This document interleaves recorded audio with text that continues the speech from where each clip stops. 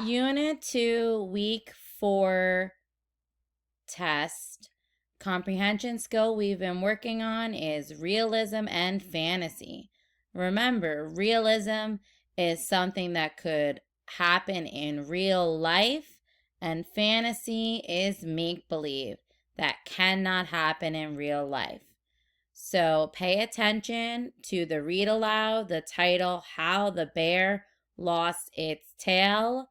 At the end of the read aloud, you have to decide if this is realism, that this could happen in real life, or if this is fantasy, that it's make believe.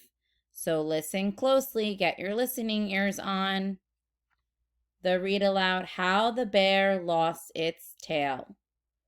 Once, when winter was near, a hungry fox was searching for food.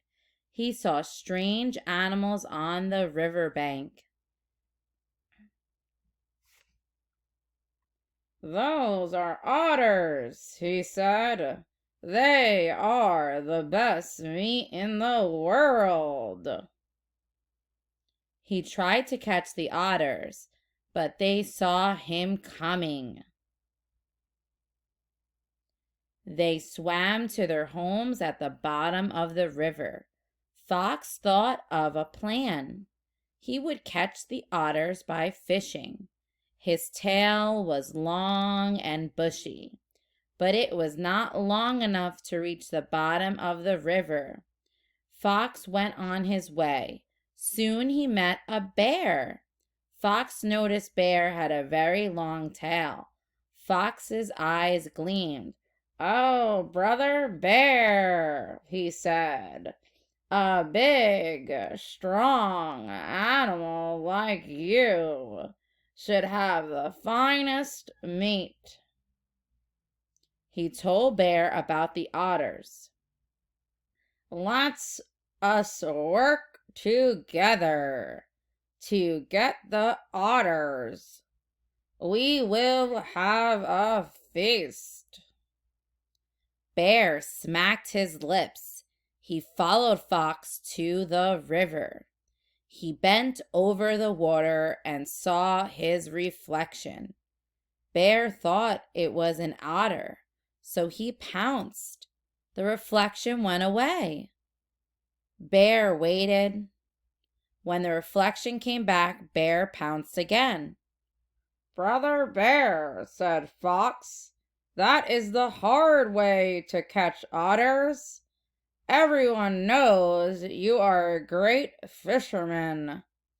Fishing would be an easy way to catch them." Bear was flattered. As Fox suggested, Bear swam to a log in the river. Then he dropped his tail into the water and waited. "When you catch an otter," said Fox, "toss it to the river bank, and I will guard it for you." The sun set, and Bear felt something bite his tail. He lifted it up. There was an otter. He swung his tail to toss it to the shore. "Good!" Fox called. "Lower your tail again." Soon Bear had tossed many otters to the fox. Bear was so intent on his fishing that he did not notice the sun had gone down. He did not hear the warning of the north wind. He did not see the water turning to ice. Now he could not feel any biting at his tail.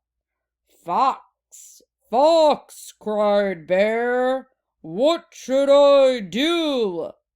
Fox said, "Wait, they will come back." Night came and Bear grew tired and hungry. "Brother Fox," he called, "let us go to my home and feast."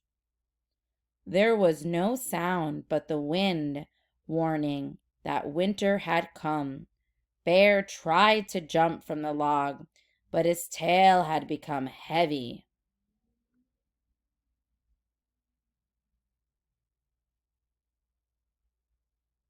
Many otters, he thought gleefully. He took a mighty leap and landed on the shore. Strange, he said. I feel so light. He looked behind him. There were no otters. There was no tail. Fox was gone. All that remained of Bear's catch was a pile of bones. Ever since Bear has searched for his tail, but as hard as he looks, he cannot find it. To this day, Bear is still roaming the woods without a tail. Now I want you to think about, is this story realism?